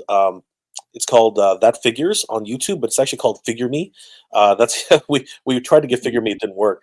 And if you just go to youtube.com/that figures me, I'm getting yeah, it should come up. There it is. So what we're doing here with this particular channel is we really want to highlight some of the great creators out there, a lot of customizers, a lot of diorama makers, and basically bring them forward, because a lot of these guys just don't have enough exposure. And what we really want to do is highlight a lot of the great work that's being done out there. I've already got 2 diorama reviews, and they're both amazing creators. And what we end up doing is it's not going to be a constant thing, but we try to do these little music videos at the end, which are a lot of fun and really put different characters into different situations which you might not know about, and pretty much highlighting independent creators and independent toys, and we really want to highlight that, and hopefully you guys will enjoy that. Definitely check out That Figures. Michael, if you just want to quickly click on the dial that one right there. If you just want to click on that, just give a little bit of a sneak peek as to what people can expect. We do a little bit of everything, and just showcase what new figures are coming. This one is Delta 17, a wonderful new toy line, and we're just trying to do something different, a little bit more cinematic, but at the same time, just editing great. right? So guys, definitely check out the videos, check out the channel. If you enjoyed that type of content, please consider subscribing, because we have a lot more creators we really want to bring attention to, like Mega City Minis, who created this wonderful diorama. I mean, Wow. look at the quality in this diorama. It's a representation of the old Janeway subway station here in Toronto. But if you ever lived in Toronto, this is literally how it looked at one point, right before they remodeled it. And you can see all the trash, all the little details like Coke bottles, McDonald's newspapers. He worked so hard on this, and he really needs more attention to his Instagram. So yeah, guys, please check out this this channel, and we do a lot of tips on lighting and how to improve the look of your dioramas. So I think you guys will enjoy that, and if you do, please consider subscribing. And thank you to Toy Habits for letting me have that 5 minutes to talk about it, because Of course. you guys. Yeah, we were planning to let you plug that anyway before you left. Yeah. Thank you guys so much. I really appreciate it. Oh my gosh, so great to see you. Yeah, Yeah, I it was great hanging out, I Jay. want to wish everybody out here a very happy holiday season. If you do celebrate it, Merry Christmas, and whatever holiday you celebrate this year. Thank you guys for everything, and of course, huge shout out to Toy Habits, guys. If you haven't already, subscribe to ToyHabits.com and check out. They are the best resource for toy news all year round. And of course, if you haven't already, give them a like and a follow. Tell them that Jay sent you, because we are in the season of giving, and this is the best present ever. Getting time to spend with the Toy Sorceress and Michael. So, guys, thank you again. Jay, it's been a pleasure. And yeah. we always love having you on. I want to wish you and your family happy holidays. Of course, you got to follow, subscribe, watch all of Mega Jay's channels. You're now growing into multiple channels, which is an incredible feat. So congratulations on that. So, follow Mega Jay on all of his channels. He has just amazing videos, and just so much fun to watch you. And always, so much fun hanging out with you. You're such a great friend. And I just want to wish you happy holidays, and hope you enjoy your time with your family. Yes. Yeah, and just send in a big hug. I can't wait until next year to see you guys. And if you want to do an Airbnb, let me know now, because apparently they're going fast. So we need to get on that. I've just been so busy that we absolutely need to get on that. And guys, if you haven't met these guys in person, head to San Diego, because it's going to be a lot of fun seeing these guys again. We tore that place up. We had so much fun. It was just like, many late nights, and just having a blast together. So totally looking forward to it next year. Yeah, especially the pizza. That pizza took forever. Oh my God, that pizza! And it was like cardboard on a plate, but it was great, because it was just so much fun. And favorite memory of 2020. I will always. We're going to keep talking about it. All right, guys. Open our pizza door, okay? Merry Christmas, everybody. We'll see you guys later. Bye, guys. Bye, Jay. Oh my gosh. Yes. Yeah. Jay is amazing. Yes. All right. Honorable mentions. Okay, so just two real quick honorable mentions. So this is the 1987 vintage Real Ghostbusters Firehouse playset. Another playset that I've always wanted since I was a kid. And I was lucky enough to acquire this one from a local toy store that I frequent called Blast from the Past in Burbank, California. And this was also special to me, because I know Michael walked away for a second, but I acquired this while he was visiting for San Diego Comic-Con, came down early that weekend. We tore up LA, toy hunting all over the place.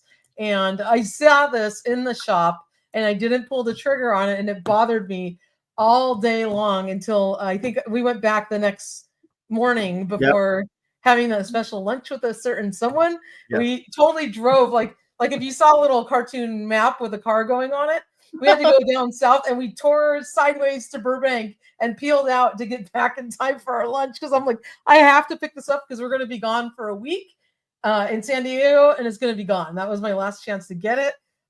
So totally a complete, really nice condition, vintage Ghostbusters Firehouse. And I have all of my vintage figures in there, and I just love it. So this is a very, very cool set. So happy to finally get one. Oh my gosh, it was so exciting for you to to be there when you pick this stuff up too. Like, yes, it's so awesome. I know. excited. You're like, yeah, because you were really thinking about it, like leaving it there, and I think it's probably on your mind all night long. It was. I'm like, I have to go back and get it because it was pricey, and I was just like, we're going on this trip, and but I'm like, if I don't get it, I'm going to regret it. I'm never going to find another one like this. And it wasn't. It was a really good deal, but it was still kind of expensive. But the fact that I found this when you were visiting, and then we had that fun adventure going back for it, just meant a lot to me. Yeah, that's awesome. And then my last honorable mention, and I had to add these two things. And like I said, they're not like a top 5, but they're memories and they're special to me. This is my custom G.I. Joe classified series scale. So these are the 6-inch scale figures that Angelo from G.I. Joe AT, he has a cool YouTube channel and Instagram page. He made these for me. He loves flocking the heads of these figures. He does them both in the 12-inch figure scale and 6-inch figure scale. And I remember seeing a post, I think on Facebook or Instagram, that he made a set of G.I. Joe Adventure Series figures, because I do have those Walmart reissues, the 12-inch of the Action Sailor, the Action Pilot, and the Action Marine, and so to get these, and I saw them and I fell in love. I'm like, I need to have a vintage set of a set of these in the G.I. Joe classified scale. How freaking cool would it be? And so he made these for me. I reached out to him on Facebook, and we started texting with each other. Such a nice guy. Angelo was great. He texted me the entire time he was like making them, and photos of updates, and then he shipped them to me in this little custom box. And I thought they were so incredible that I did this really cool article and a photo shoot out in my backyard, and I have these on display next to my 12-inch Action Adventure Team figures. So to get like flocked Adventure Team G.I. Joe classified figures, and they're custom. And Angelo was such a nice guy to make another friend as well. People in our toy community are so amazing, and he went through so much work to like make these for me, and also get the we between the two of us, we got all the bucks, and he put the little like stickers on there for the AT for Adventure Team, and I had a blast shooting these photos. So had to give a shout out to Angelo. It was a fun memory. That's why this is an honorable mention. Oh my gosh. Yeah. I remember when you got these heads, and I was like, this is so cool, because a lot of times it's the customizers that are going to do it a heck of a lot better than the mass produced versions of these. If we ever get a G.I. Joe Adventure Team classified series, like I highly doubt it, and highly doubt the flocking. They wouldn't flock these. There's no way they would flock these at the scale, right? So cool. I mean, you would wish that they could do that, but like I don't think they would ever mass produce a set like this. No, not at all. Not at all. No. And and I would put it on Mattel to do that, because they're used to doing flocking. I don't know about Hasbro. Exactly. Hasbro, I don't think they would ever go through that trouble. And that was like a special time, the 1970s, to get, I've got one, this is a vintage Action, Adventure Team guy. But like the other ones look like the classic set here. But to get these 12-inch like flocked figures, dolls, or whatever you want to call them, there's something special about them. There's something charming that makes them so cool and so like classic. And of course, loving like that 1970s graphics on the packaging and all that, that cool 1970s like G.I. Joe logo. It just brings back a lot of very cool nostalgic memories, and so that's why these are super special. That's awesome. Yeah, I love that. So many cool stories behind all the stuff that you showed. Was that all of the honorable mentions? Yes, I just had the two, and then Mega J had 2 honorable mentions. We can just show those up on the screen real quick. So his was the Ramen Racer by Ramen Toys, and of course we all know Ace and how much hard work he went through to create this, and the incredible work that he did. I believe this already shipped to collectors, if I'm not mistaken. I don't know. But anyway, so this was Jay's honorable mention. I don't know if he had any personal stories to it. And then Modi. Modi was his other one. Cool. Modi was really special because I don't know what Jay's honorable mention reason was, but do you remember the story behind Modi and when we first saw something special about Modi? Besides that he was going to come with the Eternia playset? Sure. I can remind you. So we actually got leaked photos of Modi's packaging. Oh yeah. Or, you know, and it was none other than Powers of Grayskull packaging. And I'm gonna say it again, we lost our shit. We're like, oh my god, Powers Yes. of Grayskull, finally. And so we leaked these photos. I'm gonna say leaked. We leaked these photos, and then I was on a stream shortly after with Teddy, and he had this Yes. in package. And he's like, well, now that it's been leaked already. And I was like, did I do that? So he grabbed it like, and online. Urkel, did I do that? Yeah, did I do that? It was on Kayla's stream. He's such a nice guy. So he pulled out the box because he had it on display in his toy collection. He's like, well, now that the cat's out of the bag, I can show you guys this. That's so funny. So it was a very fun and special moment. We did the cat outing of the bag was so that brings us to your honorable mentions. I think you went to go grab them. Oh yes. Here, let me I made this cool little layout where you can still see you and me at the same time. I'm like, yeah. Oh wow. Oh, I like that. Look, I'm in a bubble. Yeah. So again, like this is gonna pull on the nostalgic heartstrings. So my honorable mention of something that I got this year was the Cloud Car Pilot. And like the Cloud Car Pilot is not the most exciting Star Wars figure ever. But you know, it meant a lot to me because this was again something that my grandfather bought me, and I immediately opened it and lost the little comms device that came with like it. This big. It's so tiny, and I was looking probably for 2 hours to try and find it, and it was literally I didn't have it for more than probably 2 seconds. I don't even know if I actually was able to put it. Did it fall into like shag carpeting or something at the time? I have no idea. I don't know. It's just probably part of the apartment now. Yeah. And never to be found again. It just got absorbed into something material in the apartment. Yeah, but the reason why I like this particular version of this card was it also has the promo for like Revenge of the Jedi, which the title was changed to Return of the Jedi, and so I wanted to find one with this sticker on it, and it also has a KB sticker on it. Awesome. So where did you acquire that particular? This was on eBay, and so like when I'm looking for something, it's an often like multiple times a day thing. So like I sort by newly listed, so I'm always seeing these stuff come up, and this was actually a really good price for what it is. But I also had to get a graded, loose graded Cloud Car Pilot He's figure. in great shape. Yeah, so I was like, this is gonna be my little homage to losing the little comms device, never to be lost again because it's encased in this plastic. Encased in carbonite. Just kidding. I know, right? Yeah, seriously. That's so cool. I love that. I love that. It was fun. Yeah, I guess when you come see the room, you'll kind of see. You've seen bits and pieces of it. I haven't really shown like a lot of it because it's still a disaster, and I'm just like. Maybe it'll still be disaster. It doesn't do it justice until you're like standing in the actual space and see how it like all comes together, right? Yeah. I mean, same thing with you, and I would show you pictures, but you couldn't quite get the gist until you experience the space. So I'm looking forward to seeing your toy room in person.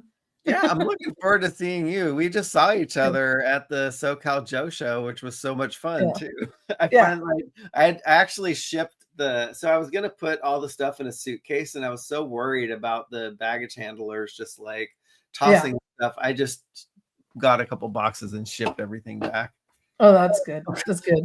I still haven't unpacked everything from there. Clint says I need to build a second shed. No, that is not happening. No, I mean, I had to start clearing out a couple things too to make space. Like I'm selling off my Mondo figures as well because they took up a lot of room. I kept Orko because he's really cute, but I don't know how long he'll stay. So I can make room for the Lion-O. and for He-Man has got the chopping block, and so did Skeletor. And She-Ra's up for sale. So just because of the large scale. I mean, I still love Yeah. the figures, but Oh. because they're delicate and you can't, it's not like something you're gonna like play with. They look really nice, but I guess have to make those decisions sometimes. And also, I just had some massive property tax bills, so I was like, I mean, they're cool, but what can I get rid of to help pay for that and make some space? So Yeah, when you live in California, the massive property tax bills are real.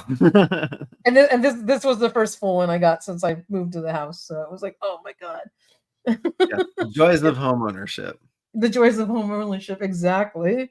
This has been fun. Build the second floor. No, awesome. no, probably not. I didn't get one. So Texas Toy Attic. I sold my Beastman and Trapjaw to the Texas Toy Attic. So it found a new home, and I'm glad that he was able to receive it because I know that it'll be well taken care of and loved. That's great.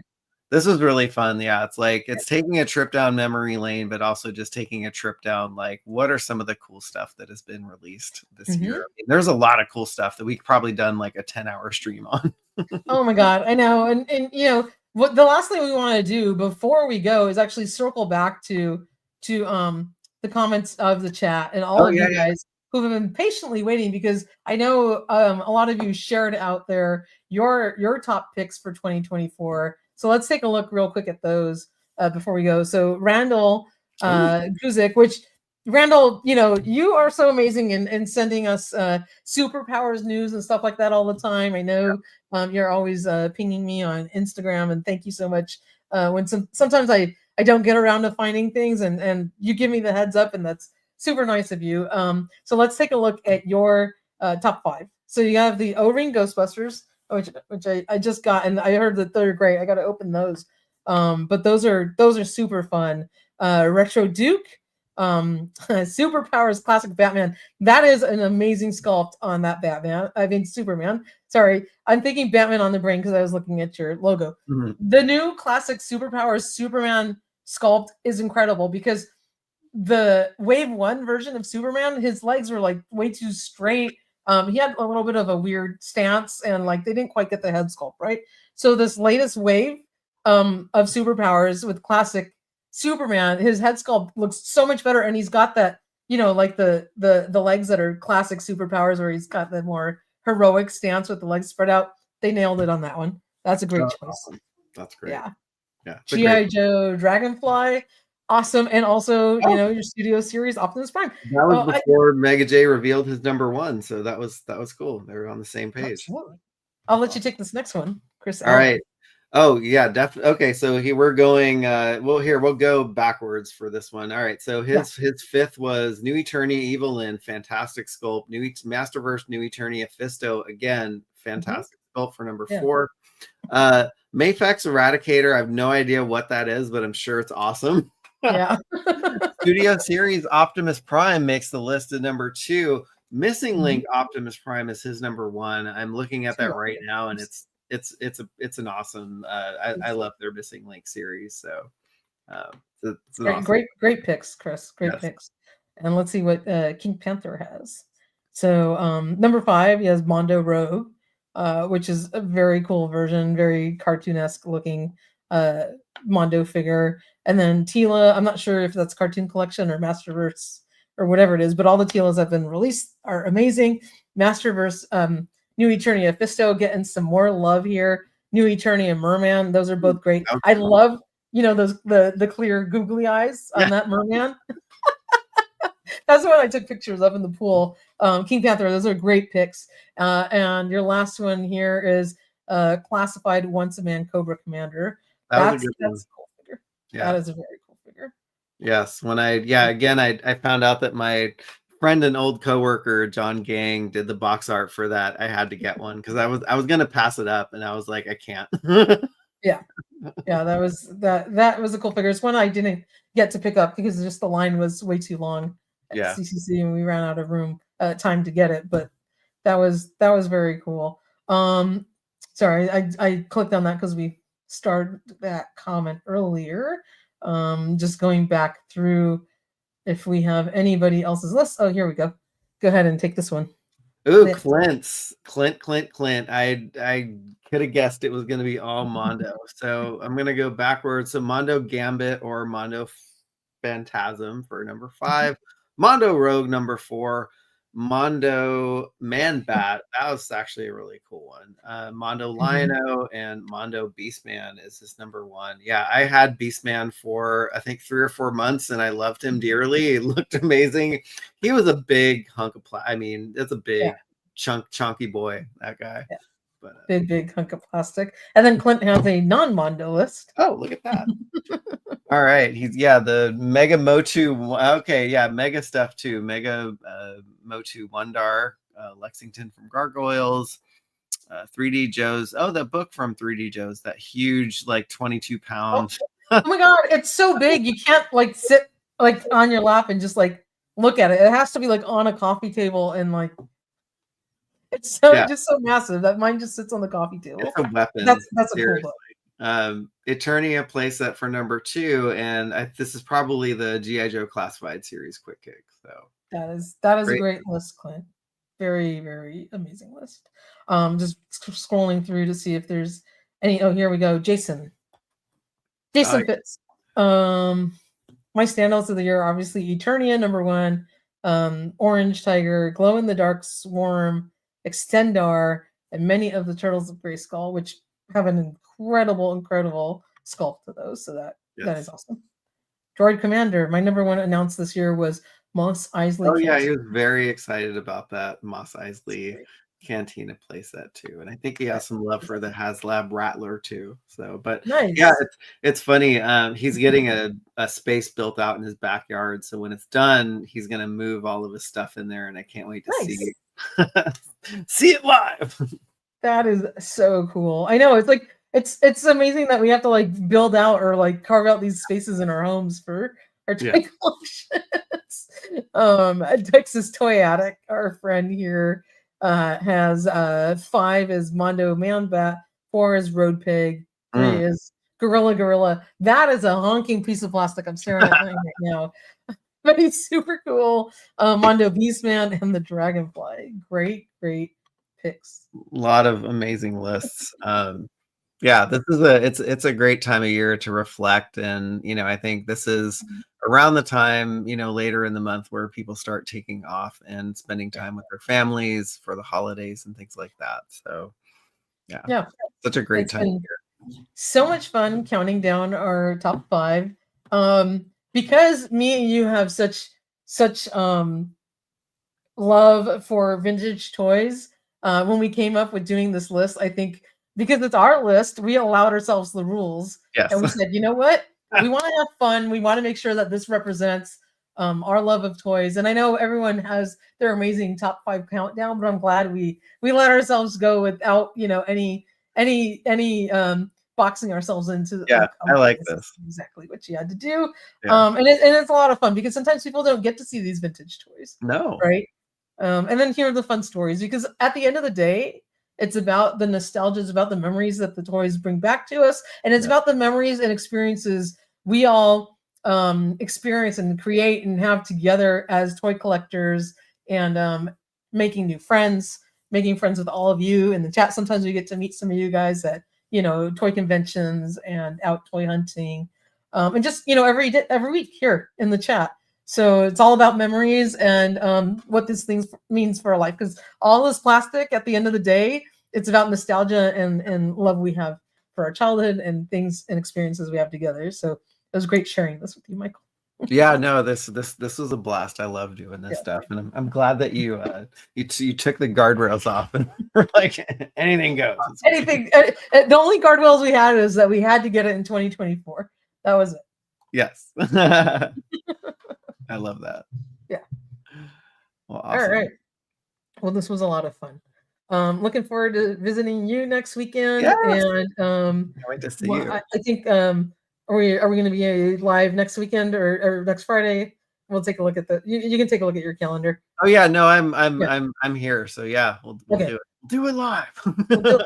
And then we'll be taking off the next morning to come up and visit you guys. So we'll see all of you next Friday. And in the meantime, keep it tuned toyhabits.com, Toy Habits website on Instagram. And we'll see you guys next week. And happy holidays to everybody. Have some fun, spend time with family, do some toy hunting on your time off. And hope you guys get some awesome toys for the holidays. And just wishing everybody a very happy holiday season and sending a big hug to all of you.